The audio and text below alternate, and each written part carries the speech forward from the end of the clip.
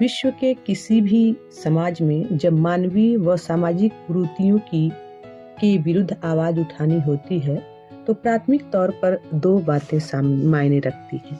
पहली, उस वर्तमान सामाजिक व्यवस्था की रीतियों के कुप्रभाव को अनुभव करने की समझ, और दूसरी, उस समझ के साथ उसका प्रतिरोध कर सकने की क्षमता का होना।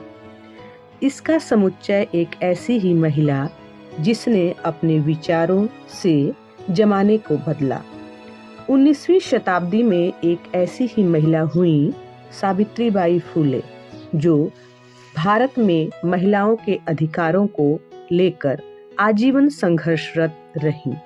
सावित्रीबाई फुले का जन्म 3 जनवरी 1831 को हुआ था।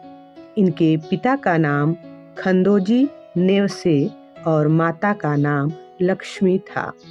प्रथम भारतीय महिला शिक्षक के रूप में प्रख्यात सावित्रीबाई फुले ने सदियों के शोषण को मिटाने के लिए शिक्षा को एक ताकतवर हथियार माना। शिक्षा व्यवस्था जिस पर अभी तक उच्च जातियों का ही एकाधिकार था, सावित्रीबाई फुले ने उसमें सभी वर्गों की महिलाओं और दलितों को हिस्सेदार बनाया। सामाजिक कुरीतियों में जकड़ा उस समय के समाज में एक स्त्री के लिए यह कार्य इतना आसान नहीं था। उच्च जाति के लोगों द्वारा उनको भला बुरा कहा गया। सावित्रीबाई फुले पर गोबर और पत्थर फेंके गए। उनके ससुराल वालों को भड़काया गया। कहा गया कि इनके काम से आपकी 42 पीढ़ियां नरक में जाएंगी। दोनों को अपना घर छोड़ना पड़ा। एक बार सावित्रीबाई के भाई ने उन्हें पत्र में लिखा, तुम जो काम कर रहे हो वो समाज को भ्रष्ट करने वाला है। सावित्रीबाई फुले का जवाब था, तुम तो बकरी गाय को सहलाते हो, नाग पंचमी पर नाग को दूध पिलाते हो, लेकिन दलितों को तुम इंसान अछूत मानते हो। इस प्रकार का अन्याय केवल दलितों और इस दलित औरतों के साथ ही नहीं था, बल्कि उच्च जाति की औरतों के लिए भी कड़े नियम थे।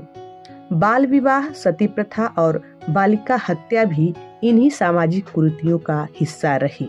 इनमें विधवा महिलाओं की स्थिति सबसे अधिक दयनीय थी।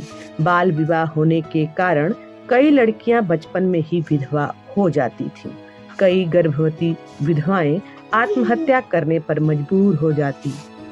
उन्होंने उस समय सभी जातियों की विधवाओं पर किए जा रहे अत्याचारों के खिलाफ आवाज उठाई तथा 28 जनवरी 1853 को उन्होंने ऐसी पीड़ित नारियों के लिए बाल हत्या प्रतिबंधक गृह की स्थापना की। सावित्रीबाई फुले ने दूसरों को ही उपदेश नहीं दिए, अपने विचारों को खुद के जीवन में भी उतारा। खुद की कोई संतान नहीं होने के बावजूद भी फुले दंपति ने कोई दूसरी शादी नहीं की, बल्कि एक दत्तक पुत्र को अपनाया।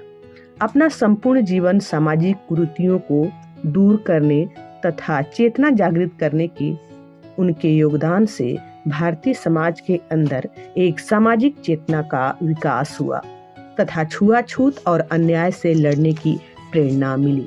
सावित्रीबाई फुले पूरे देश की महानायिका हैं, राष्ट्र निर्माण की प्रतिबिंब हैं।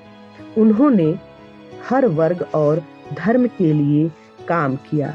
उस वक्त इस तरीके का साहस करने का काम इतना सरल नहीं था जितना आज लग सकता है।